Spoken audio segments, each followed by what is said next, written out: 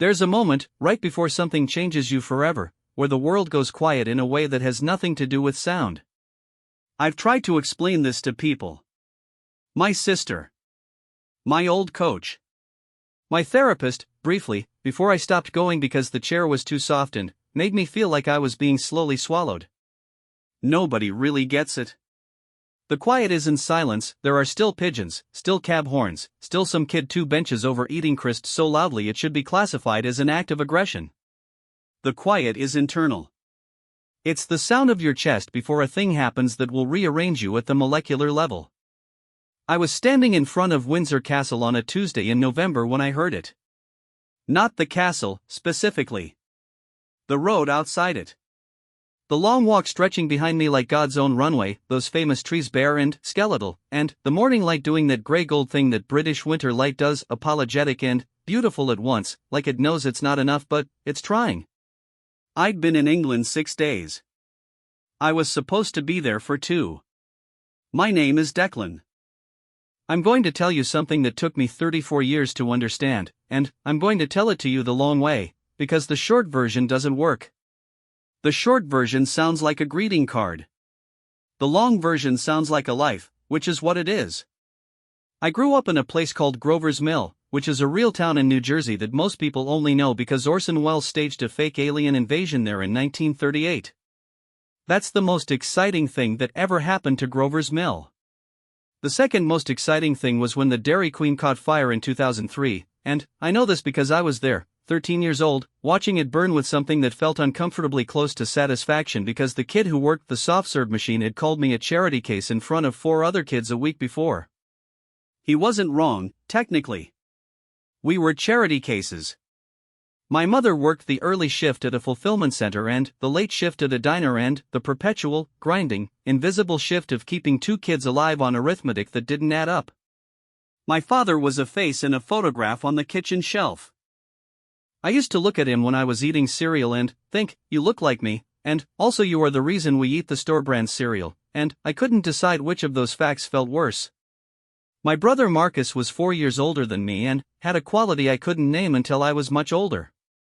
Now I'd call it dignity. Then, I just called it annoying. He had this thing where he refused to be ashamed of what we didn't have. He'd wear the same 3 shirts in rotation through an entire school year with a kind of casual authority that suggested this was a deliberate lifestyle choice, a philosophical stance, rather than the consequence of a mother who barely slept and a clothes budget that approximated 0. Guys with money somehow still respected him. I never fully understood the mechanics of that. He was the one who got me into running. Not competitively, not yet. Just running. He'd take me out on weekend mornings when I was maybe 9 or 10, before my mother was awake, and we'd run the route along the reservoir, 2 miles, then 3, then 5 as I got older, and he'd talk the whole time about nothing in particular. School. Music. Something he read. The way light moved across the water at different times of year like it couldn't make up its mind. He never made it feel like exercise.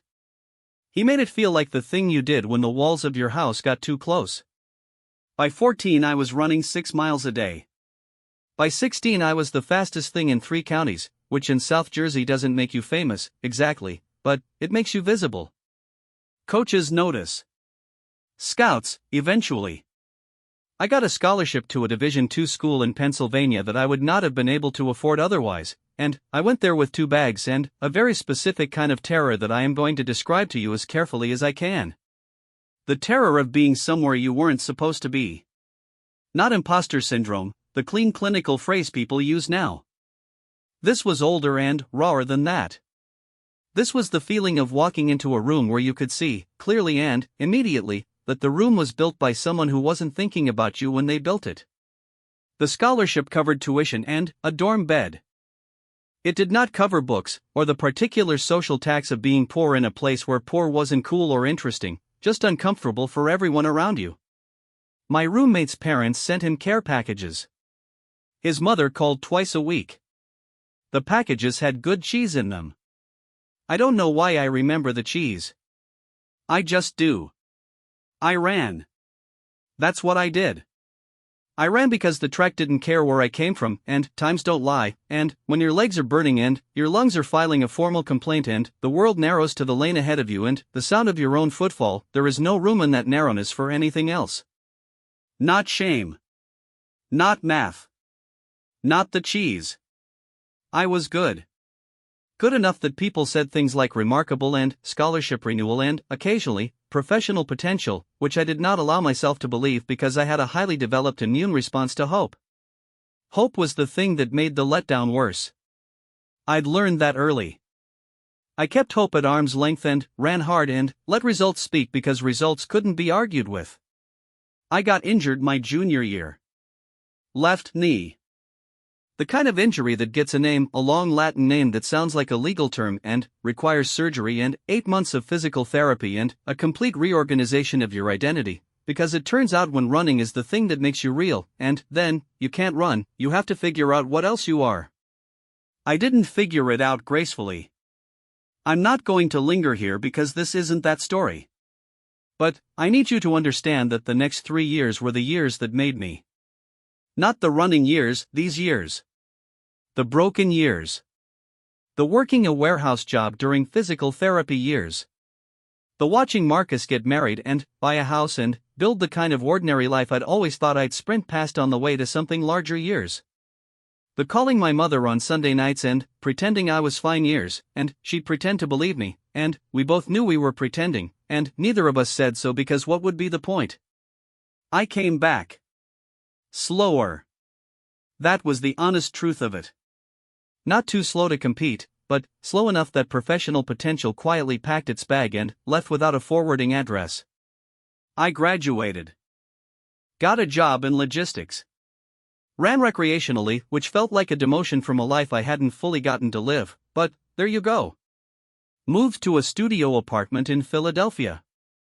Started doing ultramarathons on weekends, which is what happens when you're an endurance athlete with something to prove and nobody left to prove it to. I was 34. I was, objectively, fine. Functional. Solvent, finally.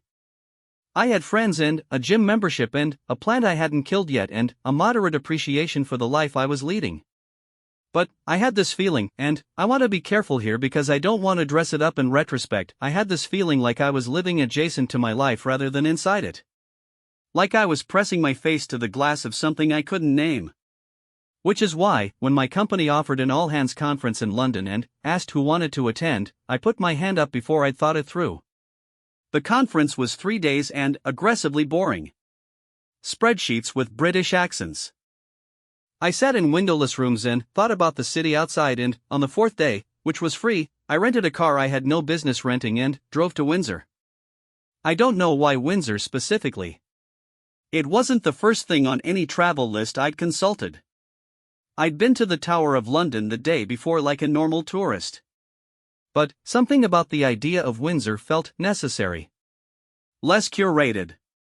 Like the monarchy wearing more comfortable shoes. I parked badly and walked to the Long Walk, and that's where the story actually starts. The morning was cold in the specific way that British cold is cold, not the aggressive cold of Jersey winters, which come at you like a debt collector. British cold is quieter. More intimate. It gets inside your coat through the gaps and sits there. My breath was visible.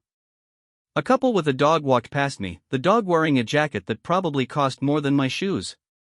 A tour bus idled at the far end of the road, diesel grumbling like a man woken before he wanted to be. I walked. I didn't have a plan. I just walked the long walk toward the castle and felt the frozen grass crunch occasionally under the edges of the path, and I looked at the castle rising at the end of the avenue against that gray gold sky, and I had a thought I wasn't prepared for. This is also just a place people live. That probably sounds obvious. I know it sounds obvious. But I'd spent my whole life with the notion of royalty existing in a specific register, above the noise, above the arithmetic, above the cheese and the store-brand cereal and the 3 shirts in rotation. Not aspirationally above. Just categorically apart. A different grammar of existence.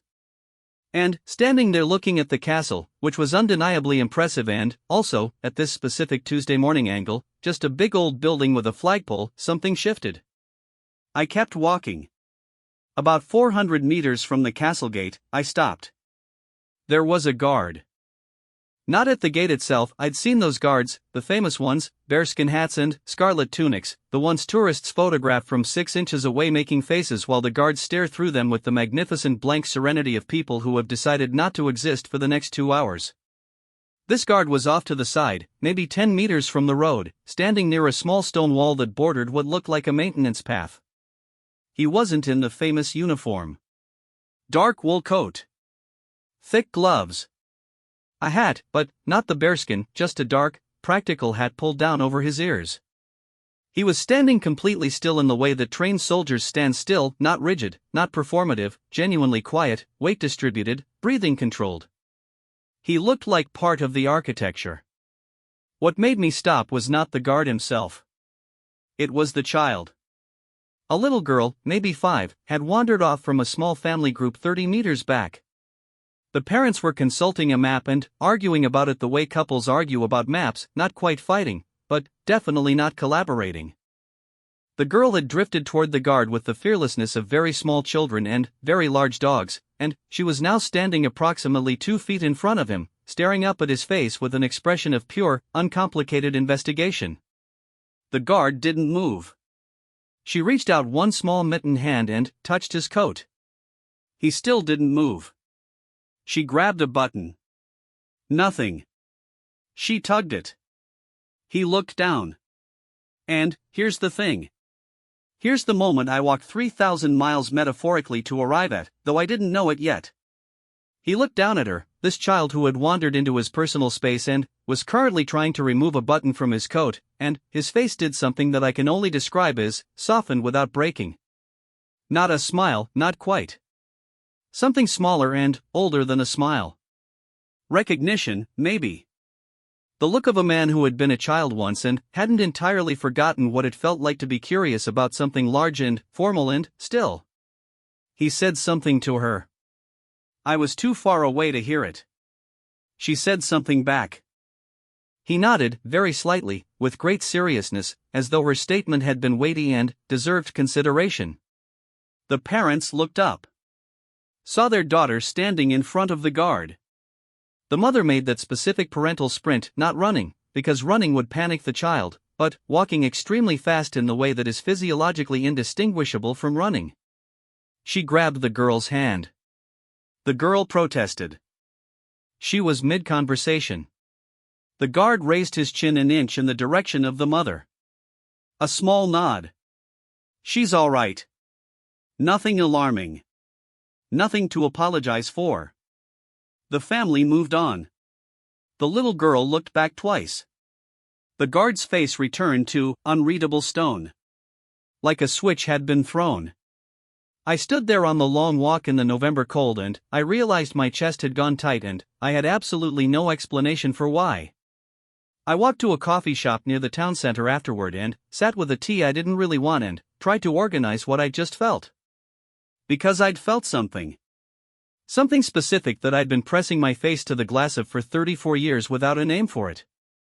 I thought about the guard standing there in wool and cold, doing a job that required him to stand in place and be still and be invisible and be disciplined and be, above everything else, present, not somewhere else in his head, not rehearsing the next thing, not resenting the last thing. Just there. In the job. In the moment.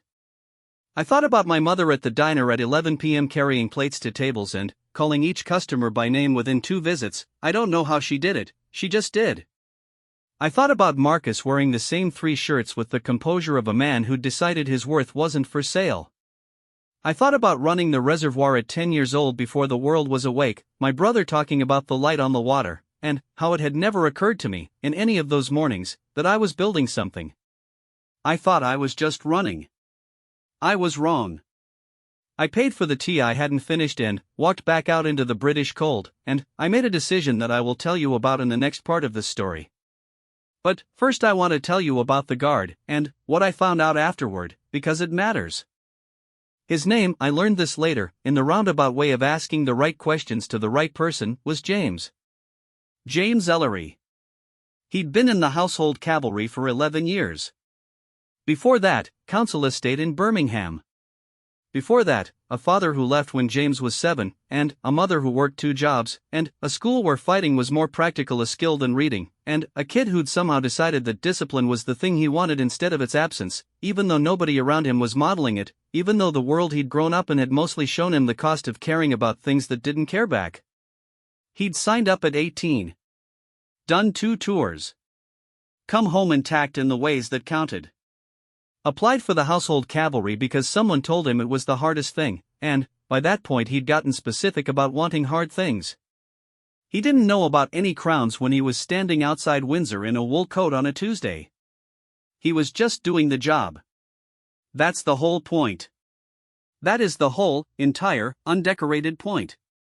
And, I'm going to need 2 more parts to explain why. I went back the next day. I'd booked an extension on my hotel room without fully admitting to myself that I was going to go back. I told myself I wanted to see the castle properly. I told myself I hadn't done the official tour. Both of these things were technically true and, also irrelevant. I went back because I wasn't finished with whatever had started on the long walk, and I've learned, slowly and, at significant personal cost, to follow that particular pull rather than talk myself out of it. The Wednesday was warmer. That specific British deception where the sun appears and, you think alright, it's actually going to be fine, and, then, you step outside and, the wind takes you by the lapels and, educates you. Tourists moved in a different rhythm than Tuesday, bigger groups, more organized, a school trip that processed past me in a fluorescent jacketed herd, kids ranging from completely indifferent to visibly awestruck depending on some internal variable I couldn't calculate. I walked the same road. Stood in an approximate version of the same spot. James wasn't there. Different guard. Different position. I don't know what I'd expected. I'd expected something, evidently, because the absence of what I'd expected registered as a specific small disappointment, which is how you know you'd been hoping without admitting it. I stood there for 10 minutes feeling slightly foolish in the polite, weathered way of a grown man who has flown across an ocean and is standing in the cold looking for a person he doesn't know because he saw a thing that cracked something open in him and he doesn't know what to do with the crack. Then, I went and did the official tour. Here is what I will tell you about the official Windsor Castle tour. It is very good and, also it will do something to you that it doesn't advertise. The rooms are extraordinary. Not in the way that luxury hotels are extraordinary, that frictionless, expensively comfortable extraordinary that slides off you because it's designed to. This is older. Denser. The weight in these rooms is not the weight of money, though money is obviously present in catastrophic quantities. It's the weight of time. The specific gravity of accumulated years, and the objects those years left behind, and the people who held those objects, and the particular silence of a place that has absorbed centuries of consequence. I am not a history person. I want to be clear about this. I got a C- in AP European History and considered it a personal victory. But I stood in St. George's Hall and felt something under the back of my jaw that I can only describe as the recognition of scale. Not grandeur. Scale. The distinction matters. Grandeur is the thing that says look how significant this is. Scale is the thing that says you are very small, and this is very large, and both of these facts are simply true, and there's nothing required of you in response. Grandeur makes you feel witnessed. Scale makes you feel calibrated. I needed calibrating. I want to tell you something about my injury year. The knee year. The year I was supposed to be running and couldn't. I had a physical therapist named Gloria, who was approximately 5'1", somewhere in her 50s, and had the specific energy of someone who has seen every version of every patient's self-pity and has decided to be neither impressed nor unkind about it. She worked in a strip mall clinic in Pennsylvania. Fluorescent lights. A poster on the wall with a bald eagle on it that said determination in block letters, which I found inspiring and excruciating in equal measure every time I looked at it. Gloria had me do exercises I found humiliating. Not physically humiliating, the exercises weren't hard, which was the problem. After years of training, of running until your body was a simple, clear, burning thing, doing clamshells and resistance band walks felt like being handed a kazoo after playing in Carnegie Hall. I resented the kazoo deeply. Gloria watched me perform my resentment with the calm patience of someone who'd seen this particular performance run for years. One day, it was a February morning, sleet outside, the fluorescent light above me had developed a faint flicker that made everything feel like a slow emergency. She pulled a rolling stool up next to my table and sat on it, which she didn't usually do. "You know what I noticed about you," she said. I was doing leg raises.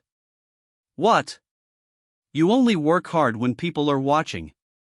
I stopped doing leg raises. "That's not a criticism," she said, in a tone that was absolutely a criticism. "Lots of athletes are like that. You need the witness. The crowd, the timer, the coach's eye. Take those away and you do the minimum. Your minimum is still better than most people's maximum, so you've gotten away with it. But the minimum," she tapped the side of her knee once, meaningfully, "is why you're in here." I wanted to argue with her. I spent the drive home constructing the argument. It was a very good argument. I never made it because somewhere around exit 23 on the highway I realized she was right, and the argument dissolved in the way arguments do when they hit the flat, immovable surface of accuracy. I had always been performing. Not falsely, that's important. I wasn't pretending. I genuinely worked hard, genuinely cared, genuinely wanted to be fast. But the hardest gear, the deepest reserves, had always unlocked for an audience. When there was no one watching, I did enough. Enough was very good. But it wasn't everything. The question that hit me on exit 23, and that I subsequently tried very hard not to think about for approximately 3 years, was, who am I when there's no one watching? Windsor Castle answered the question. Not deliberately. Not in the way a book answers a question, cleanly and on purpose. The castle answered it the way a large, silent, weathered thing answers questions, by simply existing with so much accumulated gravity that your own questions feel, briefly, answerable by proximity. The people who built this place, not the kings are well documented. The kings had the people who laid the stone, who worked the kitchens at 4 a.m, who stood guard in winters far colder than this one with no Gore-Tex, no thermal underlayers, no coffee shop 20 minutes away. Nobody was watching them. Or rather, everyone was watching them in the specific, dismissive way the powerful watch the labor that sustains them, which is to say, not watching at all. Cataloging, maybe. Requiring. Not watching. They built it anyway. The gardens in the same plane as the carved ceilings. The kitchens with the same precision as the rooms the kings slept in. Not for a witness. For the work itself. I stood in St. George's Chapel and I thought about Marcus's 3 shirts. My mother carrying plates at 11 p.m. Gloria on her rolling stool. A guard in a wool coat who'd made himself as still as architecture because the job required it and he decided, somewhere prior to this Tuesday, that the job deserved that from him. I sat in a pew, which I was not supposed to do. The tour guide gave me a look, the specific British look that conveys extreme displeasure without sacrificing decorum, and I sat there anyway and I thought, every good thing I became before anyone told me I was worth anything. That's the thing nobody says about growing up with not enough. People say the poverty narrative in a specific way, the grit story, the resilience story, the bootstrap story, which has its own political contamination I don't want to wade into. Those narratives are all about the getting out. The achievement. The moment you cross the line and the deficit is neutralized. Nobody talks about what got built during. I ran the reservoir because Marcus made it feel like the thing you did when walls got close. I didn't know I was building endurance. I didn't know I was building a relationship with discomfort that would serve me in ways I couldn't anticipate. I was just running because it was better than not running. My mother called every customer at the diner by name. She didn't do it because she was building skills. She did it because she was that person, the person for whom other people's names mattered, and that was simply who she was, separate from any reward or recognition attached to the behavior. I watched her do it my whole childhood and absorbed something from the watching that I still can't fully articulate. Something about the ethics of attention. The dignity of showing up completely for small things. Marcus wore his 3 shirts without apology and I absorbed something from that too. Something about the difference between shame and poverty. They're not the same thing, though the world wants you to believe they are. Poverty is arithmetic. Shame is a story you choose to tell or not tell about the arithmetic. Marcus chose not to tell it. I spent a long time telling it anyway, privately, internally, in the way that doesn't leave evidence. The years of pressing my face to glass. The years of doing enough when no one was watching. The years of keeping hope at arm's length because I'd conflated worthiness with arrival, with getting somewhere, winning something, being seen and designated important by some external system that would finally confirm what I could not confirm myself. And, all that time, all those reservoir mornings and warehouse nights and PT sessions and ultramarathons run alone on roads nobody photographed, all that time, the work was happening. I was becoming someone. Not for anyone. Just becoming. I came out of the chapel into the flat gray light of the courtyard and stood there for a moment, and a child bumped into my leg and said sorry with tremendous sincerity, and I said sorry back, and that small reflex of kindness felt like something I'd earned the right to, suddenly. Like I'd paid for it without knowing. A guard crossed the courtyard 20 meters away. Dark wool. Straight back. Unhurried. Not James. Different man entirely. Same thing he'd chosen to be. I watched him cross and disappear through an archway and thought about what that choice cost, not in drama, not in sacrifice, not in the cinematic way, but in the daily, unglamorous currency of showing up and being exactly who you said you were going to be, every single morning, whether or not anyone registered it. That's the crown they don't show you in the tourist photographs. The one made of habit and choice. The one nobody puts on you. The one you build by living a particular way long before the world decides you're worth paying attention to. That evening I called Marcus. He answered on the second ring, which he always does, despite having 2 kids and a house and what sounds from the background like sustained domestic chaos. Hey, he said. Hey, I said. I'm in England. I know. Mom told me. How is it? I tried to figure out how to say what I wanted to say. The chapel. The guard. The 3 shirts. What Gloria said on the rolling stool. 34 years of pressing my face to glass. You remember running the reservoir, I said. A pause. Yeah. You know what you were doing when you took me out there every weekend? Another pause, this one different. The kind where I could hear him remembering. Getting you out of the house, he said finally. Getting both of us out. Yeah, but, I stopped. Reorganized. You made it feel like something worth doing for its own sake. Not to be good at. Just to do. He didn't say anything for a second. You were a natural, he said. I was just the older kid who needed to run. I know, I said. But, you didn't know that. When you took me out the first time you didn't know I'd be fast. You just took me. Yeah. That mattered, I said. That matters. He was quiet in the way Marcus is quiet when something has landed somewhere real. You doing okay? He said. Yeah, I said. Actually, yeah. I think I might be. The chaos in his background intensified briefly. Someone needed something urgently. He excused himself with a speed that suggested the need was structural, possibly involving a sibling and a wall. I stood at the window of my hotel room in Windsor, looking out at a street that was doing its quiet, ordinary Tuesday night thing, and I thought, this is what I've been looking for. Not through the glass. In the room. With me. I'd been building a life worth having long before I'd thought to ask whether I deserved one. The asking was the waste of time. The building was the whole point. I met James Ellery by accident, which is the only honest way to meet the person who finishes a thought you've been thinking for 34 years. It was my last morning.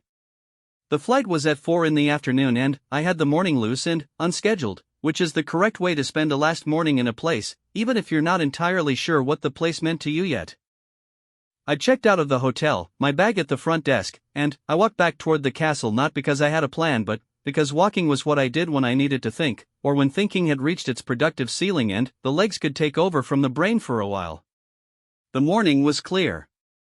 That sharp, washed out clear you get after 2 gray days, like the sky had been scrubbed. The long walk had frost on it that hadn't burned off yet, and the light caught it and made the whole avenue look like something out of a particularly sincere Christmas card. I walked it slowly because I wasn't going anywhere specifically, and I'd spent enough years rushing toward things I wasn't sure I wanted. There's a cafe, less a cafe than a room with coffee and a counter and a chalkboard menu about 4 minutes from the main castle entrance, tucked into a side street. I went in for something warm and sat at the window with a flat white that was genuinely good, which still surprises me every time the English pull it off. I had my notebook open in front of me, which I carry without being the kind of person who writes in it very often. I was writing in it that morning, trying to get down what I'd been thinking before the thinking outpaced me. The door opened. I didn't look up. The door opens in cafes. People come in. Then, sorry, is this seat? Yeah, never mind, there's another one. And I looked up because of the voice, which had a specific register. Birmingham, but worn smooth. The voice of someone who grew up in one place and spent enough years elsewhere that the original geography was still audible but no longer dominant. He was in civilian clothes. Dark jacket, jeans, work boots. He was carrying what looked like an equipment bag, something heavy and functional, the kind of bag that has straps on it for serious reasons. He was tall and still in the way he'd been still on the long walk, not stiff, not self-conscious, just occupying his space with a completeness that most people don't manage and don't notice they're missing. He sat 2 tables over with a coffee and what appeared to be a document he needed to review, and he reviewed it with the same focused absence he'd given the cold on Tuesday. Present. Completely present, in something that wasn't even interesting. I know this is the part where I'm supposed to have said something clever. I didn't. I sat there for 4 full minutes, which is a long time to decide whether to speak to a stranger, and then I said, "Were you on the long walk Tuesday morning?" He looked up. He had the eyes of someone who has been professionally trained to assess things quickly and discreetly, but also the eyes underneath that of someone who grew up in a place where you learned to read rooms fast because rooms occasionally became dangerous. 2 kinds of attention, layered. "Yeah," he said. "I was there. With the little girl." I paused. I mean, I wasn't with the little girl. I was watching. Not in a weird way. The corner of his mouth moved. Not quite a smile. The shadow of one. "I know what you mean." I just wanted to say, and here I stopped, because what did I want to say, exactly? "You cracked something open in me? You reminded me of something I couldn't name? You made me call my brother? I thought what you did was good. The way you handled it." He looked at me for a moment with the assessing eyes. "Then, it's just the job." "Yeah," I said. "That's what I mean." He tilted his head slightly. Not understanding, but willing to. I closed my notebook. "Where I grew up," I said, "there was this thing. The way the adults around me worked. My mom, my brother. They weren't waiting to be told they were worth something. They just showed up and did the thing required. No audience. No reward. Just the job, because the job was what it was." He was quiet. "I've spent a long time not living like that," I said. Living like I needed to be recognized first. Like the worthiness had to be confirmed before I could act from it. I heard how this sounded. "I'm not trying to make your day weird. I just know," he said. "I hear you." A pause. He picked up his coffee. Set it down. "I grew up in Aston," he said. "Aston, Birmingham. One of those places where nobody is telling you you're going to be anything. My mom worked in a hospital. Not as a doctor. Cleaning. Night shifts mostly. She used to say," he stopped. "Adjusted. She used to say the ward doesn't know whose hands clean it. But the ward knows when it's not cleaned." He looked out the window at the street. The frost was still on the long avenue in the distance, barely. "That stayed with me," he said. "The ward doesn't know. That's the whole thing, isn't it? You do it anyway. You do it anyway, I said. We sat with that for a moment. Two men in a cafe in Windsor, strangers, holding a thing between them that didn't need more words than it had. He picked up his document. I opened my notebook. We didn't speak again. When he left, he nodded at me, that same small nod he'd given the mother on the long walk, the one that said we're fine here, everything is as it should be, and went out into the clear cold morning with his heavy functional bag, back to the job required. I have thought about that conversation many times since I got home. Not obsessively, I want to be clear about that. I didn't have a breakdown in a castle and come home transformed. Life doesn't work that way, and I'm suspicious of the stories that say it does. Transformation is slower and quieter and mostly happens in the accumulation of small daily choices rather than the single epiphanic moment, which is itself a kind of crown that nobody actually wears. But I think about what he said. The ward doesn't know. But the ward knows when it's not cleaned. I think about my mother's hands at 11 p.m. I think about Marcus in the same 3 shirts, walking into rooms and taking up his space without apology. I think about Gloria on the rolling stool telling me the truth in the way that only people who don't need you to like them tell it. I think about 10 years old and a reservoir and the like my brother described as if it were a thing worth the attention, because it was, because it is, because small beautiful things are worth the attention whether or not anyone is watching you give it. I run differently now. I want to tell you this because it's the concrete change, the one I can point to, and concrete changes are the proof that something real happened rather than just something emotional. I run trails now instead of roads. No timing chip. No GPS watch, I have one, it sits in a drawer, I stopped wearing it. I go out in the morning, sometimes before it's fully light, and I run as far as I feel like running, and I come back when I feel like coming back, and the only metric I track is whether I went. The going is the thing. The going is everything. I have a plant still. Different plant, the original one did eventually die, victim of a watering schedule I could not maintain. The new one is a pothose because pothos are practically architectural in their survival instincts, which I respect. I have named it Gloria. She does not know. The ward doesn't know. I called my mother last Sunday. She told me about a regular at the diner, she still works there, fewer hours, she doesn't need the money anymore exactly, but she goes because she likes it, because the people, because she knows their names, and this regular had gotten a promotion and brought in a cake for the whole staff because he said my mother had been kind to him on a bad day 3 years ago and he wanted her to know it had mattered. My mother told me this story with the mild pleasure of someone reporting a nice coincidence. She wasn't holding it up. She wasn't making a point of it. That's because it wasn't the point. She hadn't been kind to him on that bad day because she was building toward this outcome. She'd been kind to him because kindness was the thing the moment required, and she was the person who gave moments what they required, and she'd been that person long before a promotion cake proved she was worth paying attention to. The crown was never the point. The crown is what happens when you've lived a certain way long enough that the way you've lived becomes undeniable. But you don't live that way to get the crown. You live that way because you've decided, somewhere quiet, somewhere unceremonious, somewhere nobody is photographing, that this is the person you're going to be. Before the recognition. Before the reward. Before anyone tells you you're worthy of it. You decide. And then, you just keep doing the job. I landed back in Philadelphia on a Thursday evening. The city was doing its Philadelphia thing, loud, particular, slightly confrontational, beautiful in a way that required you to meet it halfway. The cab from the airport went over the bridge and I looked at the city lights on the water and thought about a reservoir in New Jersey and a boy running it before dawn and a man talking about the light.